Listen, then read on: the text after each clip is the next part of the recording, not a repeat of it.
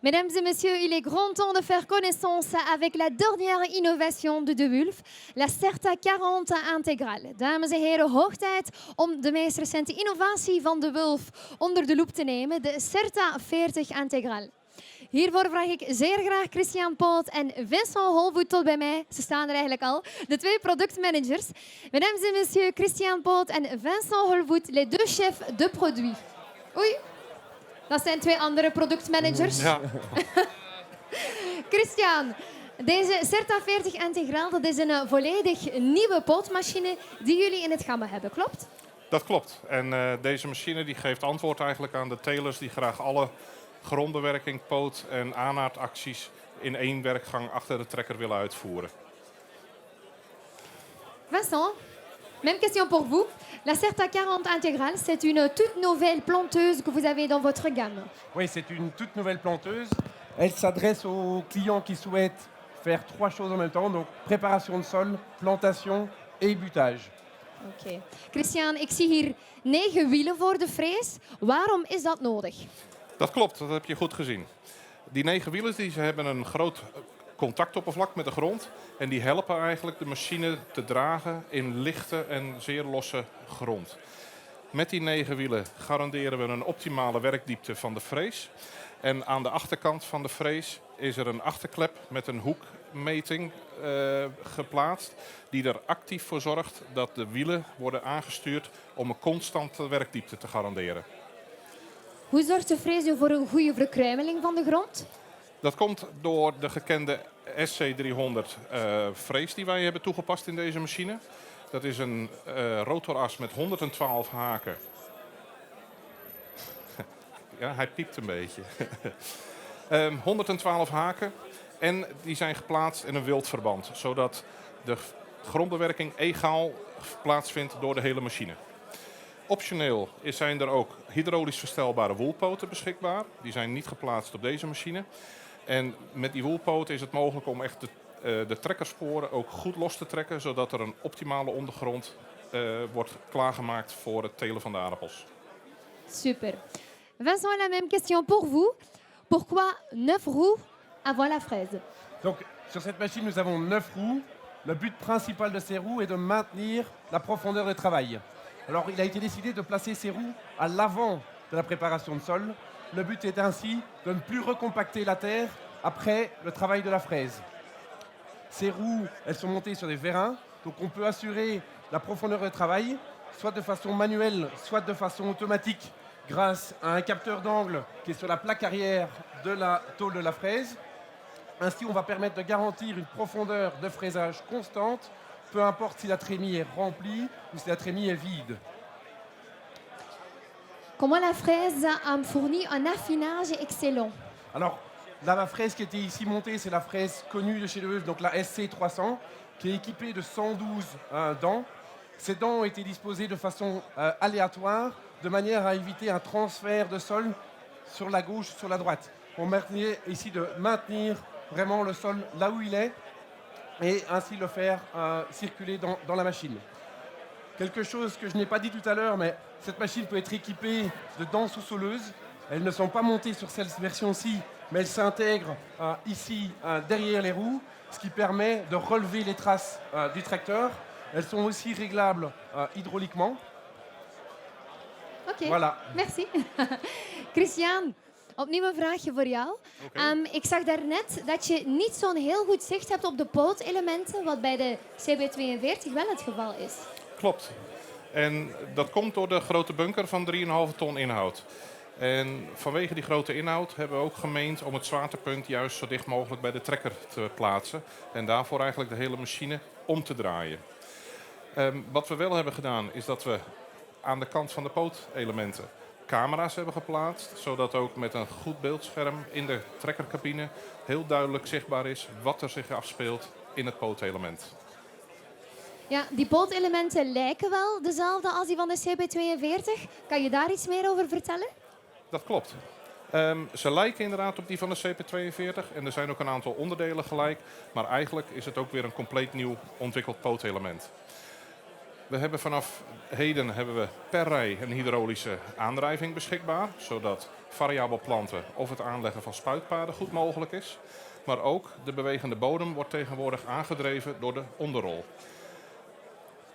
Verder hebben we de trilmechanisme verstellingen hebben we aangepast.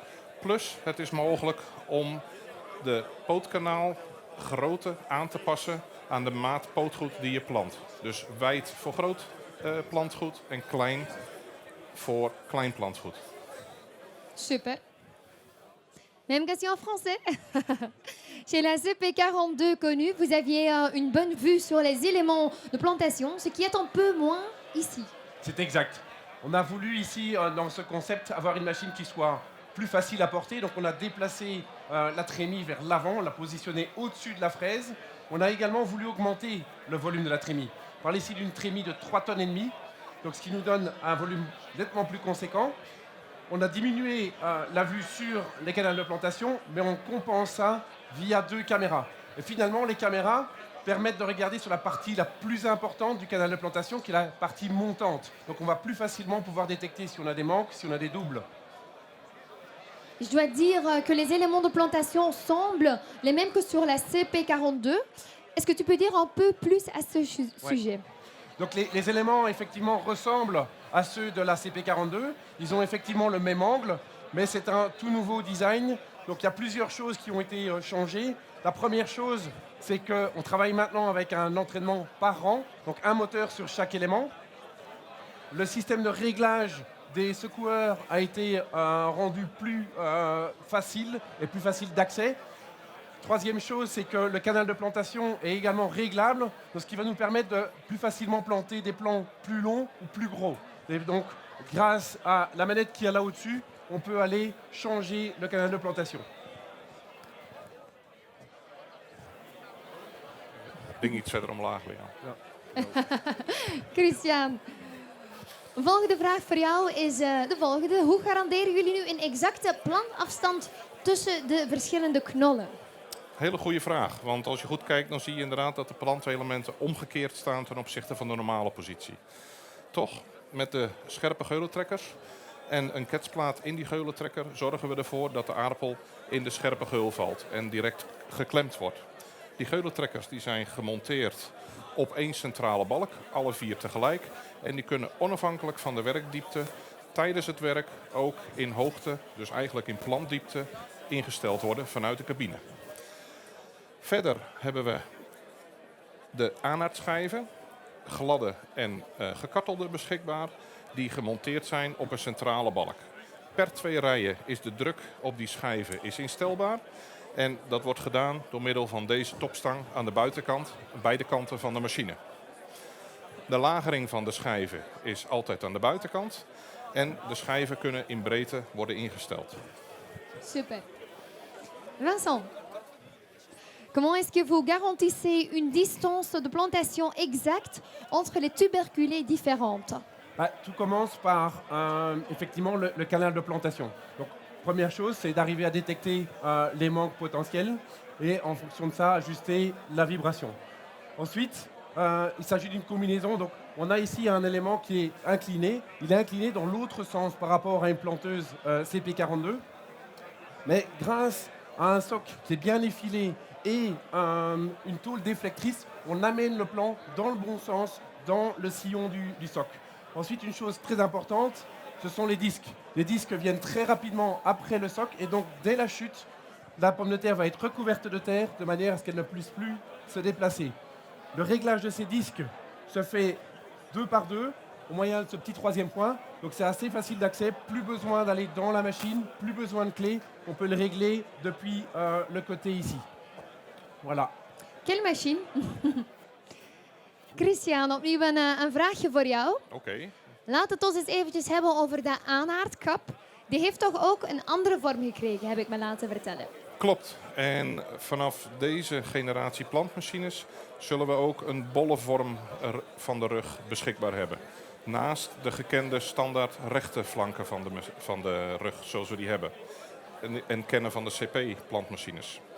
Aan de binnenkant is een kunststof plaat aangebracht die eigenlijk ervoor zorgt dat de grond nog makkelijker doorstroomt en ook minder verslijt.